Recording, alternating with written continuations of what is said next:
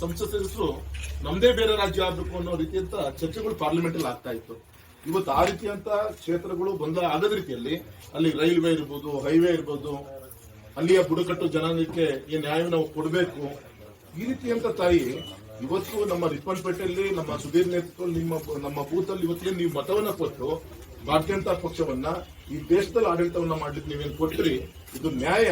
ಬರೀ ನಮ್ಮ ರಿಪ್ಪನ್ಪೇಟೆಗೆ ಅಷ್ಟೇ ಅಲ್ಲ, ದೇಶದ ಕಟ್ಟಕಡೆ ವ್ಯಕ್ತಿಯೂ ಕೂಡ ಸಿಗುವಂತ ಒಂದು ಕೆಲಸ ಇವತ್ತು ನಮ್ಮ ಪಕ್ಷದ ಕಾರ್ಯಕರ್ತರ ಒಂದು ನೇತೃತ್ವದಲ್ಲಿ ತಪಸ್ಸಿನಿಂದ ಆಗಿದೆ ಅಂತ ನಾನು ಅತ್ಯಂತ ಹೆಮ್ಮೆಯಿಂದ ಹೇಳಲಿಕ್ಕೆ ಇಚ್ಛೆಪಡ್ತೇನೆ. ಹಾಗಾಗಿ ಇವತ್ತು ನಮ್ಮ ಪಕ್ಷ ಕೇಡರ್ ಬೇಸ್ಡ್ ಅಂತ ಹೇಳಿ ಕೇವಲ ಭಾಷಣಕ್ಕಷ್ಟೇ ಸೀಮಿತ ಆಗಿದೆ. ಇವತ್ತು ನಮ್ಮ ಬೂತ್ ಮಟ್ಟದಿಂದ ನಮ್ಮ ದೇವದುರ್ಗವಾದಂತ ಕಾರ್ಯಕರ್ತರ ಒಂದು ಪರಿಶ್ರಮದಿಂದ ಕಟ್ಟದಂತ ಬಿತ್ತಿದಂತ ಒಂದು ಭಾರತೀಯ ಜನತಾ ಪಕ್ಷದ ಬೀಜ ಇವತ್ತು ಹೆಮ್ಮರವಾಗಿ ಫಸಲನ್ನ ಕೊಡುವಂತ ಒಂದು ದಿಕ್ಕಿನಲ್ಲಿ ಇಡೀ ದೇಶದಲ್ಲಿ, ಇಡೀ ಪ್ರಪಂಚದಲ್ಲಿ ಇವತ್ತು ನಾವೆಲ್ಲರೂ ಕೂಡ ನೋಡ್ತಾ ಇದ್ದೀವಿ. ಯಾವುದೋ ಒಂದು ಪೂರ್ವಜನ್ಮ ಪುಣ್ಯದ ಫಲ. ನಾವೆಲ್ಲರೂ ಕೂಡ ಭಾರತೀಯ ಜನತಾ ಪಕ್ಷದ ಕಾರ್ಯಕರ್ತರಾಗಿ ಸೇವೆ ಸಲ್ಲಿಸುವಂತ ಒಂದು ಅವಕಾಶ ಮೋದಿಜಿಯವರ ಪಕ್ಷದಲ್ಲಿ ನಮಗೆಲ್ಲರೂ ಕೂಡ ಸಿಕ್ಕಿದೆ. ಅದನ್ನ ಉಳಿಸ್ಕೊಂಡು ಬೆಳೆಸ್ಕೊಂಡು ಬೇರೆ ಪಕ್ಷದ ಕಾರ್ಯಕರ್ತರಿಗೂ ನಮಗೂ, ಬೇರೆ ಪಕ್ಷಕ್ಕೂ ನಮಗೂ ಸಾಕಷ್ಟು ಸೈದ್ಧಾಂತಿಕವಾಗಿ ಕಾರ್ಯಕರ್ತರಲ್ಲೂ ಕೂಡ ಸಾಕಷ್ಟು ವ್ಯತ್ಯಾಸಗಳನ್ನ ನಾವು ನೋಡ್ತೀವಿ. ಆ ವ್ಯತ್ಯಾಸ ಆ ಕಟ್ಟ ಕಡೆಯ ಮತದಾರರಿಗೆ ಕಾಣಬೇಕು ಅಂದ್ರೆ ನಮ್ಮ ನಡೆ ನುಡಿ, ನಮ್ಮ ನಡವಳಿಕೆಗಳು, ಹಿರಿಯರ ಅಪೇಕ್ಷೆ ಏನಿದೆ ಅದೇ ತಕ್ಕಂತೆ ನಾವೆಲ್ಲರೂ ಕೂಡ ನಡ್ಕೊಂಡಾಗ ಮಾತ್ರ ಇವತ್ತಿನ ಒಂದು ಸಂಸ್ಥಾಪಕ ದಿನಾಚರಣೆಯನ್ನ ಆಚರಣೆ ಮಾಡೋದಕ್ಕೂ ಕೂಡ ಸಾರ್ಥಕ ಆಗುತ್ತೆ ಅಂತ ಈ ಸಂದರ್ಭದಲ್ಲಿ ಹೇಳ್ತಾ, ನಮ್ಮ ಸಂತೋಷ್ ಜಿ ಅವರು ಒಂದು ದೊಡ್ಡ ಸಭೆಯಲ್ಲಿ ಒಂದ್ಸರಿ ಹೇಳಿದ್ರು, ಕರ್ನಾಟಕದಲ್ಲಿ ಬಿಜೆಪಿ ಅಧಿಕಾರಕ್ಕೆ ಬಂತು, ಅದಕ್ಕೆ ಕಾರಣ ಯಡಿಯೂರಪ್ಪನವರು ಕೊಟ್ಟಂತ ಸಾಮಾಜಿಕವಾದಂತ, ರಾಜಕೀಯವಾದಂತ ಅನೇಕ ಯೋಜನೆಗಳೇನಿದೆ ಅದಕ್ಕೆ ನಮ್ಮ ಕರ್ನಾಟಕದಲ್ಲಿ ಇವತ್ತು ಕೂಡ ನಮ್ಮ ಯಡಿಯೂರಪ್ಪನವರು ಮಾಜಿ ಆದ್ರೂ ಕೂಡ ನೆನೆಸ್ಕೊಂತಾರೆ. ಅದೇ ಯಡಿಯೂರಪ್ಪನವರು ಇವತ್ತು ದಕ್ಷಿಣ ಭಾರತದ ಬೇರೆ ರಾಜ್ಯಗಳಲ್ಲಿ, ಅದು ಕೇರಳ ಇರ್ಬೋದು, ತಮಿಳುನಾಡು ಇರ್ಬೋದು, ಆಂಧ್ರ ಇರ್ಬೋದು, ಅಲ್ಲಿ ಯಡಿಯೂರಪ್ಪ ಇಲ್ಲ, ಇಲ್ಲಿ ಯಡಿಯೂರಪ್ಪ ಇದ್ದಾರೆ. ಅದೇ ವ್ಯತ್ಯಾಸ ಅಂತೇಳಿ ಅವತ್ತು ಒಂದು ಮಾತಿನಲ್ಲಿ ಅವರು ಉಲ್ಲೇಖವನ್ನ ಮಾಡ್ತಾ ಇದ್ರು. ಆ ರೀತಿ ಒಬ್ಬ ರೈತ ನಾಯಕ ಯಡಿಯೂರಪ್ಪನವರು ಮಂಡ್ಯದಿಂದ ಶಿಕಾರಿಪುರಕ್ಕೆ ಬಂದು ಅವತ್ತು ಜೀತದಾಳುಗಳ ಹೋರಾಟ, ಬಗರುಕುಮ್ಮನ ಹೋರಾಟ, ಅನೇಕ ಹೋರಾಟಗಳ ಮುಖಾಂತರ ಸಂಘಟನೆಗೆ ಶಕ್ತಿ ತುಂಬುವಂತ ಕಾರ್ಯವನ್ನು ಕೂಡ ಅವತ್ತು ಯಡಿಯೂರಪ್ಪನವರು ಮಾಡಿದ್ದಿರಬಹುದು. ಅವತ್ತು ಅಟಲ್ಜಿ ಅವ್ರನ್ನ ಕೈ ಹಿಡಿದು ಕರ್ಕೊಂಡ್ಬಂದು ಅವತ್ತು ಚೇರ್ ಹಾಕಿಗೂ ಕೂಡ ಪಕ್ಷದಲ್ಲಿ ಕಾಲು ಕಾಸಿದ್ದಿಲ್ಲ, ಜಮಖಾನ ಹಾಕಿ, ಜಮಖಾನಕ್ಕೂ ದುಡ್ಡಿದ್ದಿಲ್ಲ ಅವಾಗ, ಲಾನಲ್ಲೇ ಕೂರಿಸಿ ಅನೇಕ ಕಾರ್ಯಕ್ರಮಗಳಾಗಿತ್ತು. ನಮ್ಮ ಗೌರವಿತ ಅದ್ವಾನಿಜಿ ಅವರ ನೇತೃತ್ವದಲ್ಲಿ ರಥಯಾತ್ರೆಗಳಿರ್ಬೋದು, ಪಾದಯಾತ್ರೆ ಇರ್ಬೋದು, ಜಮ್ಮು ಕಾಶ್ಮೀರದಲ್ಲಿ ಧ್ವಜಾರೋಹಣ ಸಂದರ್ಭದಲ್ಲಿ ಭಾಗವಹಿಸಿದಿರ್ಬೋದು, ಈದ್ಗಾ ಮೈದಾನದಲ್ಲಿ ನಮ್ಮೆಲ್ಲ ಕಾರ್ಯಕರ್ತರು ಕರೆ ಕೊಟ್ಟು ನೀವೆಲ್ಲರೂ ಕೂಡ ಭಾಗವಹಿಸಿದಂತ ಹೋರಾಟಗಳಿರ್ಬೋದು. ಈ ರೀತಿ ಒಂದೊಂದು ಹೆಜ್ಜೆನೂ ಕೂಡ ತಮ್ಮ ಬೆವರನ್ನ ಸುರಿಸಿ ಭಾರತ್ ಮಾತಾಕ್ಕೆ ಜೈ ಅಂದು ಅದರ ಒಂದು ಪ್ರತಿಫಲ ಇವತ್ತು ನೆರಳಲ್ಲಿ ನಾವೆಲ್ಲರೂ ಕೂಡ ಕೂತು ಈ ಒಂದು ಸಂಸ್ಥಾಪಕ ದಿನಾಚರಣೆಯನ್ನ ಆಚರಣೆ ಮಾಡುವಂತ ಒಂದು ಸೌಭಾಗ್ಯ ನಮಗೆ ಪಕ್ಷ ಒದಗಿಸಿಕೊಟ್ಟಿದೆ ಅಂತ ಇವತ್ತು ಅತ್ಯಂತ ಅಭಿಮಾನಪೂರ್ವಕವಾಗಿ ಹೇಳ್ತಾ ನಾವೆಲ್ಲರೂ ಕೂಡ ಸಂಕಲ್ಪ ಮಾಡೋಣ. ಅಧಿಕಾರ, ಸ್ಥಾನ, ಮಾನ ಸಿಗುತ್ತೋ ಸಿಗದೇನೂ ಇರ್ಬೋದು. ಆದ್ರೆ ನಮ್ಮ ಅಟಲ್ಜಿ ಒಂದು ಮಾತು ಹೇಳಿದ್ರು, ಅವ್ರು ಪ್ರಧಾನಮಂತ್ರಿ ಸ್ಥಾನವನ್ನ ಕಳ್ಕೊಂಡಾಗ ರಾಷ್ಟ್ರಪತಿಗೆ ರಾಜೀನಾಮೆ ಕೊಟ್ಟು ವಾಪಸ್ ಹೊರಗಡೆ ಬಂದಾಗ ಪತ್ರಿಕಾ ಮಾಧ್ಯಮದ ಸ್ನೇಹಿತರು ಮಾತು ಕೇಳ್ತಾರೆ, ಅಲ್ಲ ಅಟಲ್ಜಿ, ನೀವು ಮನಸ್ಸು ಮಾಡಿದ್ರೆ ಒಬ್ಬನೇ ಒಬ್ಬ MP ಅನ್ನ ನಾವು ತಗೊಂಡ್ಬಿಟ್ಟಿದ್ರೆ ನಿಮ್ ಪ್ರಧಾನಮಂತ್ರಿ ಸ್ಥಾನ ಉಳಿಸ್ಕೊಳಕ್ ಅವಕಾಶ ಇತ್ತು. ಇವತ್ತು ಮಾಜಿ ಆದ್ರಲ್ಲ ನಿಮಗೆ ವ್ಯತ್ಯಯ ಅನ್ಸಲ್ಲ ಅಂತ ಕೇಳಿದಾಗ ಅವ್ರು ಒಂದೇ ಮಾತು ಹೇಳ್ತಾರೆ, ಜೀವನದಲ್ಲಿ ಮುಖ್ಯಮಂತ್ರಿ ಇರ್ಬೋದು, ಯಾವುದೇ ಚುನಾಯಿತ ಪ್ರತಿನಿಧಿ ಸ್ಥಾನ ಇರ್ಬೋದು, ಯಾವತ್ತಾರು ಒಂದಿನ ಜೀವನದಲ್ಲಿ ಮಾಜಿ ಅಂತ ಆಗೇ ಆಗುತ್ತೆ. ಆದ್ರೆ ಭಾರತೀಯ ಜನತಾ ಪಕ್ಷದ ಕಾರ್ಯಕರ್ತ ಅನ್ನೋಕ್ಕೆ ಮಾಜಿ ಕಾರ್ಯಕರ್ತ ಅಂತೇಳಿ ಯಾವತ್ತೂ ಕೂಡ ಆಗಲ್ಲ. ಹಾಗೆ ನಾನು ಇವತ್ತು ಹೆಮ್ಮೆಯಿಂದ ಹೇಳಲಿಕ್ಕೆ ಇಚ್ಛೆ ಪಡ್ತೇನೆ, ನಾನು ಪ್ರಧಾನಮಂತ್ರಿ ಮಾಜಿ ಆಗಿರ್ಬೋದು, ಅದೇ ಭಾರತೀಯ ಜನತಾ ಪಕ್ಷದ ಕಾರ್ಯಕರ್ತ ಅಂತ ಹೇಳಕ್ಕೆ ನನಗೆ ಹೆಮ್ಮೆ ಅಂತ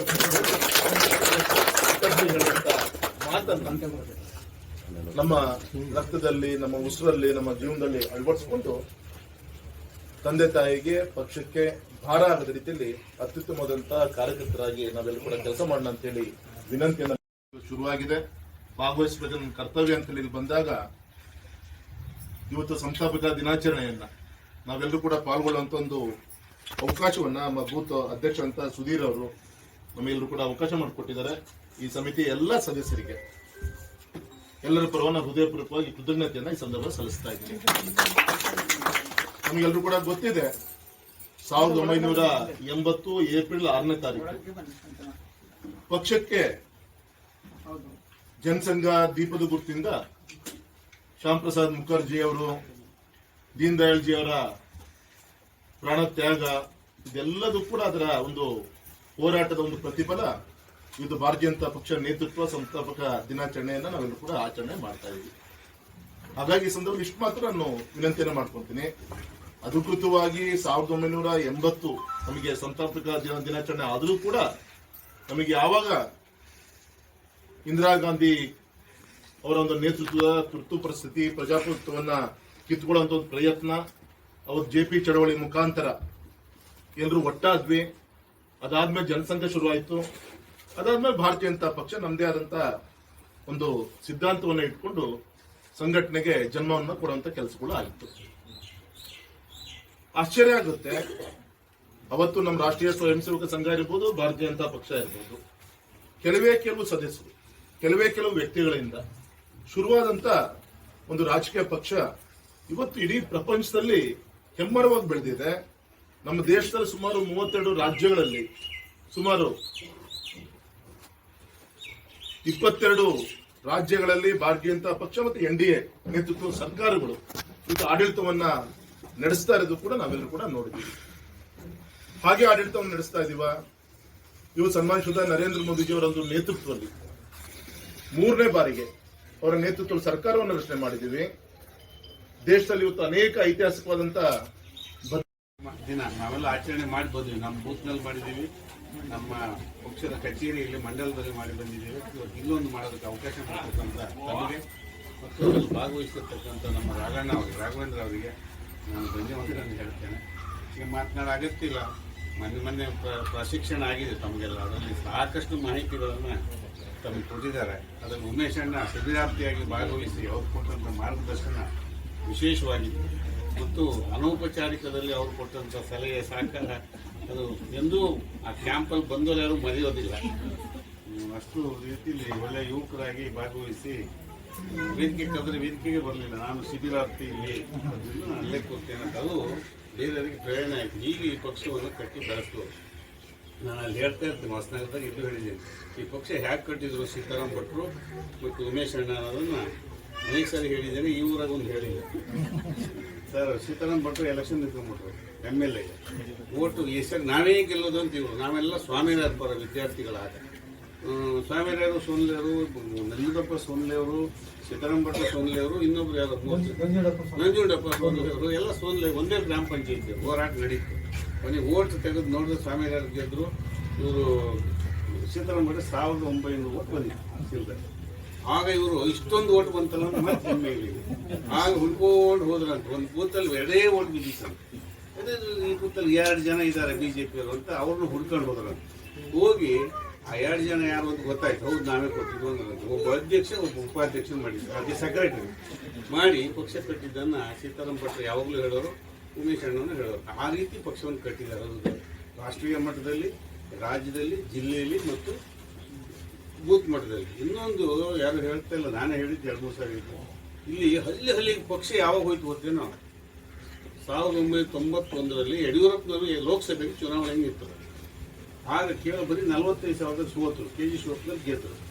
ಅವಾಗ ರಾಹುಲ್ ಗಾಂಧಿಯವರ ಕೊಲೆ ಆಗಿತ್ತು, ರಾಜೀವ್ ಗಾಂಧಿಯವರ ಅಸಾಸಿನೇಷನ್ ಹತ್ಯೆ ಆಗಿತ್ತು, ಕೊಲೆ ಅಲ್ಲ ಹತ್ಯೆ ಆಗಿತ್ತು. ಆಯ್ತು ಹೀಗೆ ಆ ಅಲೆ ಒಳಗೆ ಯಡಿಯೂರಪ್ಪನವರು ಬರೀ 45,000 ಓಟ ಸೋತರು. ಆಗ ಮೂಲೆ ಹಳ್ಳಿಗೆ ಪಕ್ಷ ಹೋಯ್ತು. ಇಲ್ಲಿ ಪಕ್ಷ ಬೆಳೆದಿದ್ದು ಅವತ್ತಿಲ್ಲ. ಮತ್ತು ಇವರು ಅದಕ್ಕೊಂದು ಜೀವ ಇಟ್ಕೊಂಡು ಬಂದಿದ್ರು. ಹಾಗೆ ಬೆಳೆದಂಥ ಪಕ್ಷ ಹೇಳೋರು ಚುನಾವಣೆ ನಿಲ್ಲಕ್ಕಾಗಿನೇ, ನಿಲ್ಲದು ಯಾಕೆ ಅಂತ ಹೇಳಿದ್ರೆ ಪಕ್ಷ ಬೆಳೆಸೋದಕ್ಕಾಗಿ ಅಂತ. ಆ ರೀತಿ ಬೆಳೆಸಿದಂಥ ಪಕ್ಷ ನಮ್ಮದು. ಇವತ್ತು ಹೆಮ್ಮರವಾಗಿ ಬೆಳೆದಿದೆ. ಈ ಮರವನ್ನು ಇನ್ನೂ ಸಾಕಿ ಸಲುವಿ ನಾವೆಲ್ಲ ಸೇವೆ ಮಾಡೋಣ. ಮರ ಚೆನ್ನಾಗಿ ಹಸಿರಾಗಿ ಬೆಳೀಲಿ. ನಾನು ಕೂಡ ಹಾರೈಸಿ ನನ್ನ ಮಾತು ಮುಗಿಸ್ತಾನೆ. ಎಲ್ಲರಿಗೂ ನಮಸ್ಕಾರ. ಈಗ